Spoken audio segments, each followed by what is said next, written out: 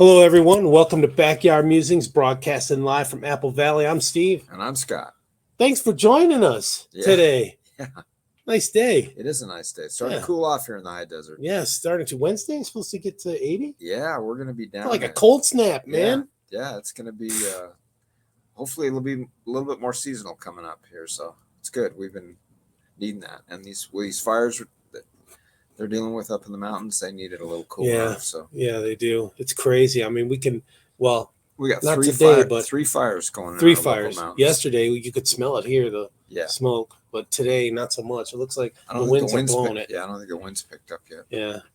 So, I was going to say something. Something happened yesterday, but I can't remember. Okay. We've been getting comments on the Texas State Guard. Good comments. Yeah. Mostly good. One was bad. One was. But that was a good segment. Yeah, Turned out to be a really good segment. Glad my buddy recommended it. Appreciate your opinions. Yeah. Okay, there's been an alarming trend lately among the families of prominent Democrats, and, well, Trump's family too. Yeah. The family members are going against the Democrat politician, right? So the most prominent are RFK Jr., Tim Walz, Donald Trump, and Barry Obama, right? So with RFK, it's because he switched to independent, and the family are staunch Democrats, but the rest are, Donald Trump's a Republican, but it's they all have one thing in common: that family is turning against that candidate. Yeah, right. In some cases, it's just a couple members, but in some, it's the whole family. Yeah, huge amounts of the family. So crazy. So the Democrat Party is lurching so far to the radical left that the family members notice and take a stand.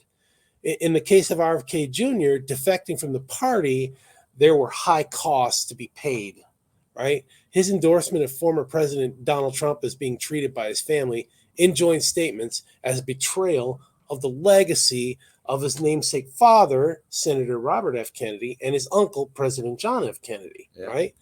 Now RFK Jr. is going to be working with Trump during the transition when Trump wins, right? Yeah.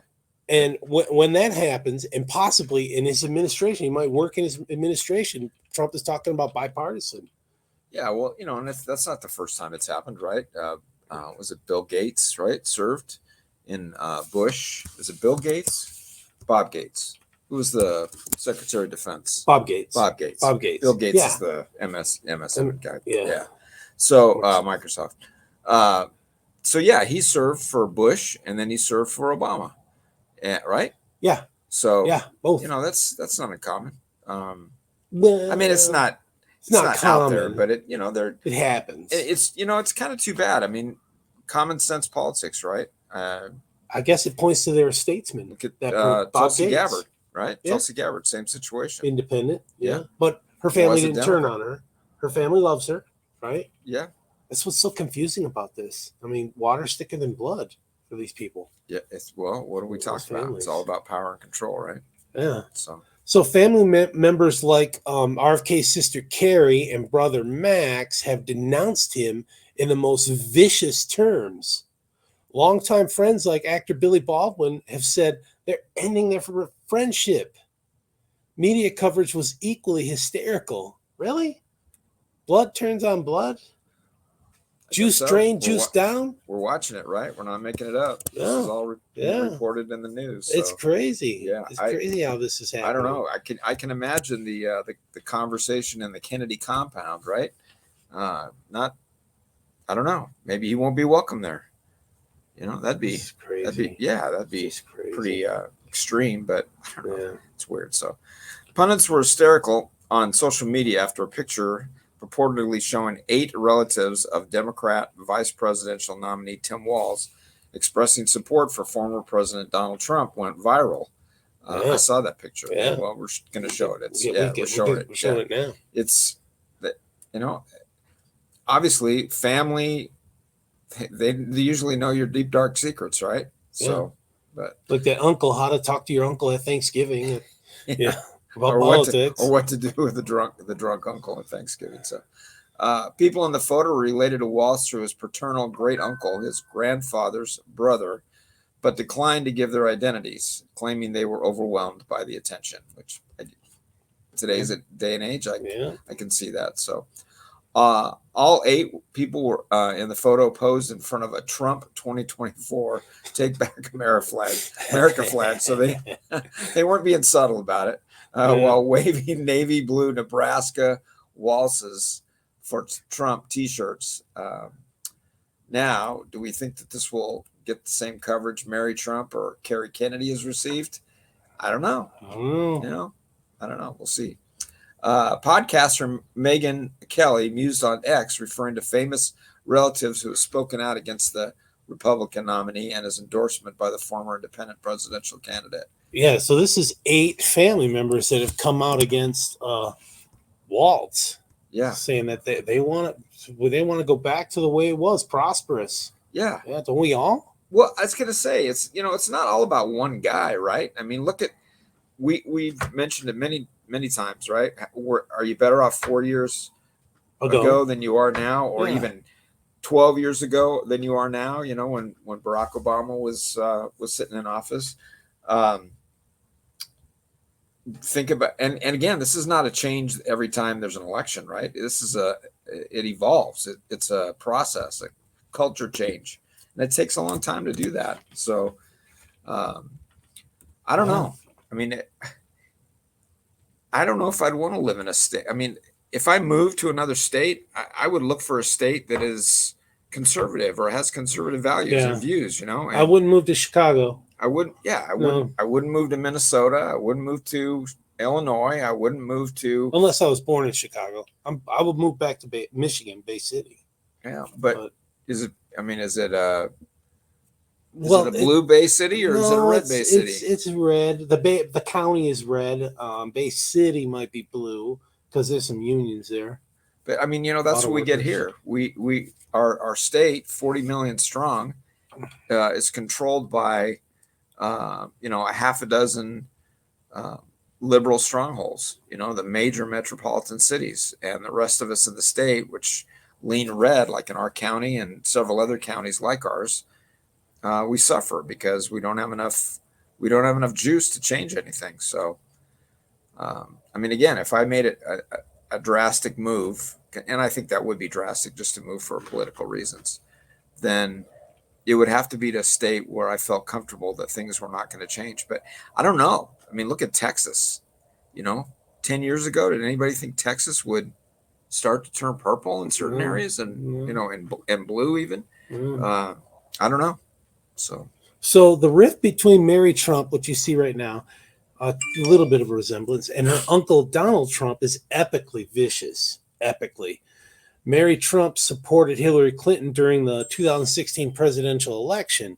In September 2020, Mary Trump sued her Uncle Donald, Aunt Mary Ann, and the estate of her late Uncle Robert, claiming that they defrauded her of tens of millions of dollars from her interests in her grandfather, Fred Trump's real estate portfolio. That's Donald's father. So this goes deeper than just political views. This is a personal financial situation stuff.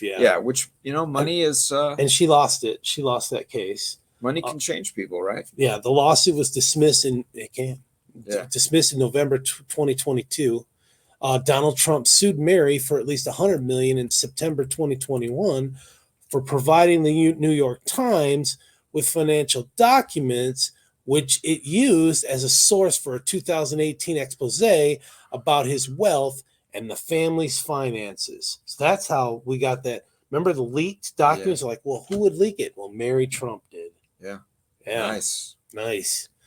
In 2018, David Barstow, Suzanne Craig, and Russ Buettner of the New York Times published an exhaustive 18-month investigation of Donald Trump's finances that debunked his statements of self-made wealth and revealed a business empire riddled with tax dodges.